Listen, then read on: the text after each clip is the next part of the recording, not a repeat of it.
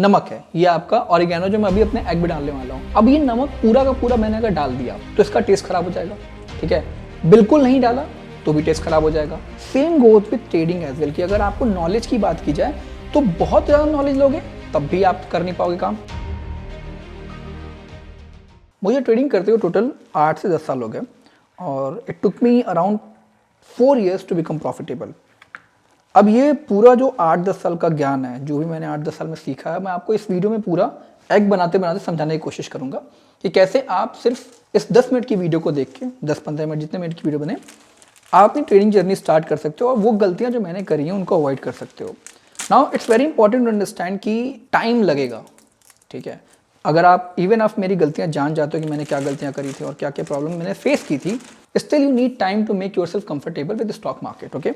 सो ये मत सोचना कि कुछ यहाँ पे आपको बहुत अमेजिंग सा मिलेगा, कुछ आपको ऐसा मिल जाएगा जिससे आपको सीखना नहीं पड़ेगा, अचानक से आपकी ट्रेडिंग सही हो जाएगी, ऐसा नहीं होगा।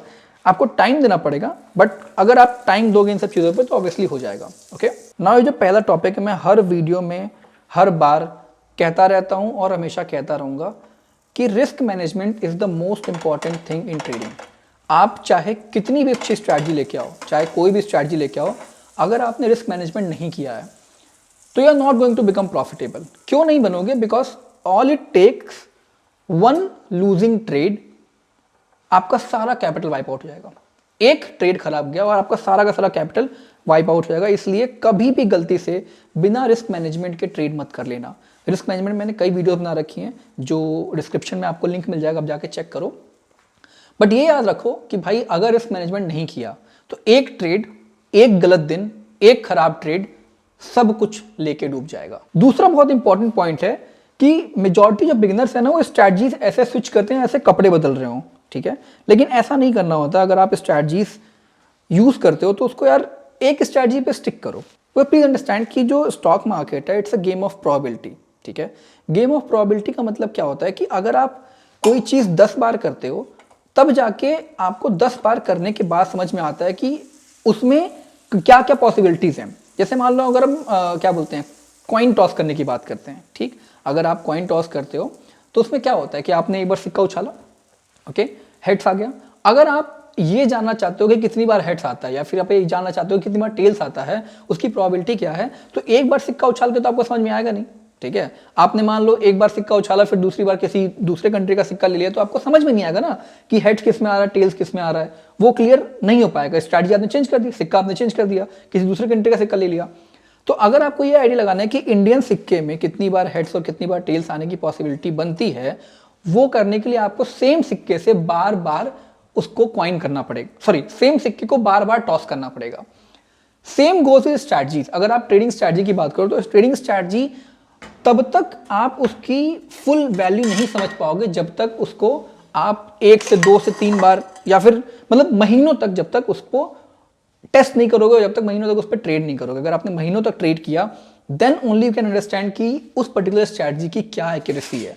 बाकी अगर आप एक ही स्ट्रैटेजी महीनों तक ट्रेड करोगे तो आपको उस स्ट्रैटेजी की कमी, उस स्ट्रैटेजी की अच्छाइयाँ, वो स्ट्रैटेजी किस मार्केट में काम करती है, किस में नहीं काम करती है, ये सब चीज़ समझ में आ जाएंगी। तो स्टॉक मार्केट में प्रॉफिटेबल होने के लिए सिर्फ एक स्ट्रैटेजी काफ़ी है। आपको 25-30 स्ट्रैटेजीज नहीं चाहिए। एक स्ट्रैटेजी यूज करो बट अच्छे से यूज करो और रेगुलर उसको यूज करो ना। क्योंकि हम स्ट्रैटेजीज की बात कर रहे हैं तो इसमें जो तीसरा पॉइंट है वो भी उसी से रिलेटेड है कि कोई भी स्ट्रैटेजी हो, ठीक है, मार्केट में आप किसी भी स्ट्रैटेजी की बात करो, हर एक स्ट्रैटेजी के डाउन साइड होते हैं। कभी कभी ऐसा मार्केट आता है जब आपकी स्ट्रैटेजी काम नहीं करेगी, ओके। तो उस मार्केट में ये नहीं करना है कि आपने स्ट्रैटेजी छोड़ दी या फिर दूसरी स्ट्रैटेजी पे स्विच हो गए। उस मार्केट में आपको ये अंडरस्टैंड करना है कि यार ये काम क्यों नहीं कर रहा है, ठीक है। अगर काम नहीं कर रहा है तो उस चीज को नोट डाउन करके आगे से आप उसका इस्तेमाल कर सकते हो। जैसे मान लेते हैं फिर आपको फ्यूचर में कभी सेम मार्केट देखने को मिलता है तो आपको पता है कि इस मार्केट में आपकी ट्रेडिंग स्ट्रैटेजी काम नहीं करेगी एंड उसका इस्तेमाल करके आप अपनी ट्रेडिंग स्ट्रैटेजी की एक्यूरेसी बढ़ा सकते हो। नाउ किसी भी स्ट्रैटेजी अगर डाउन साइड होता है तो उसमें आपकी हेल्प दूसरी स्ट्रैटेजी नहीं करती है, उसमें आपकी हेल्प करता है रिस्क मैनेजमेंट। अगर आप रिस्क मैनेज कर लोगे उसी पर्टिकुलर स्ट्रैटेजी में तो हो सकता हो डाउन साइड आए भी मार्केट में, but still will manage to survive that market. और जब फिर मार्केट आपके फेवर में आएगा तो आप उसमें पैसे अर्न कर सकते हो। तीसरा पॉइंट है कीप इट सिंपल, ठीक है, कीप इट सिंपल। मैंने देखा है आजकल लोग बहुत ज़्यादा ICT, SMC, ये फलाना ढोंका अलग अलग कॉन्सेप्ट पे भाग के कोशिश कर रहे हैं कि कुछ नया सीखने को मिल जाए।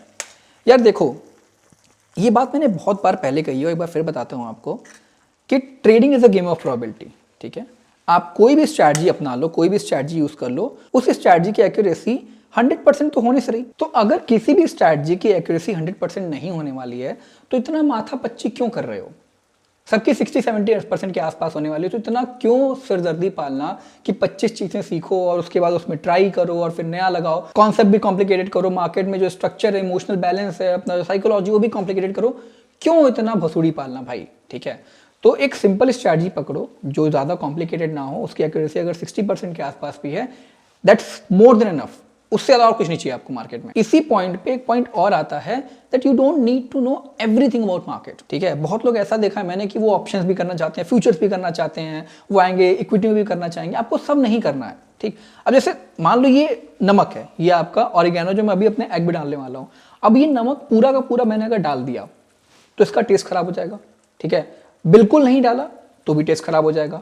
लेकिन अगर मैं एक स्पेसिफिक अमाउंट, एक हल्का सा जो स्वादानुसार बोलते हैं, अगर मैं वो डालूं, ठीक, अगर इसमें मैं वो डालता हूं तो इसका टेस्ट भी अच्छा रहेगा। ठीक है, और मेरा काम भी बढ़िया बन जाएगा। Same goes with trading as well कि अगर आपको नॉलेज की बात की जाए तो बहुत ज़्यादा नॉलेज लोगे तब भी आप कर नहीं पाओगे काम, बिकॉज बहुत ज़्यादा नॉलेज में आप कंफ्यूज होना शुरू हो जाओगे, आपको समझ में नहीं आएगा कि स्ट्रक्चर कैसे काम कर रहा है। जैसे मान लो अगर आप प्राइस एक्शन और इंडिकेटर दोनों पे ट्रेड कर रहे हो, प्राइस एक्शन कहता है बाई करो, इंडिकेटर कहता है सेल करो, हो गए कंफ्यूज।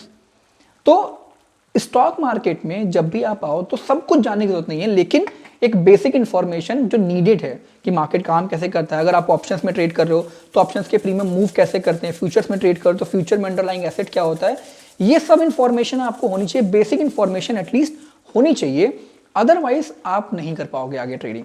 ठीक है, तो वही एग्जांपल है कि अगर मैं पूरा ऑरिगेनो या फिर पूरा नमक डाल देता हूं उसमें, टेस्ट खराब हो जाएगा। तो नमक या फिर कोई भी चीज अगर स्वादानुसार डालूंगा तो ही अच्छी बनेगी, नहीं तो नहीं बनेगी। ठीक है, स्टॉक मार्केट में भी आपको स्वादानुसार ही लेना है, अपनी औकात से ज्यादा मत सीख लो कि मैं सब कुछ सीख डालूंगा, कोई फायदा नहीं उसका। ट्रेडिंग में इतनी इंफॉर्मेशन की जरूरत नहीं है आपको। इसके बाद एक बहुत इंपॉर्टेंट टॉपिक आता है कि बहुत लोग सोचते हैं मैं देख देख के सीख जाऊंगा। जैसे लाइव ट्रेडिंग में जब करता हूं तो लोग आते हैं लाइव ट्रेडिंग ज्वाइन करते हैं, उनको लगता है कि मैं सिर्फ देखूंगा सर का और मैं सीख जाऊंगा। ऐसा नहीं होता है। You don't learn by watching me trade. ठीक है, आपको सीखने के लिए करना पड़ेगा। अब जैसे मैंने ये एग बनाना सीखा है, ठीक, ये एग बनाना सीखा है, कैसे सीखा है? मान लो यूट्यूब पे वीडियो देखी, ठीक, यूट्यूब पे वीडियो देखी और फिर बनाया इसको कई बार, पहली बार अच्छा नहीं बना था, दूसरी बार अच्छा नहीं बना था, तीसरी बार ठीक बनने लगा, चौथी बार और अच्छा बनने लगा। तो ये चीज होते होते हुई है। और क्यों हुई है? क्योंकि मैंने वीडियो देख के फिर बनाना सीखा है, इसको ट्राई किया है, प्रैक्टिकल किया है इसका। तो स्टॉक मार्केट में भी अगर आप प्रैक्टिकल नहीं करते हो, ठीक है, आपने कुछ सीख लिया, आप मेरे को ट्रेड करते हो देख रहे हो, उससे कुछ नहीं होने वाला आपका।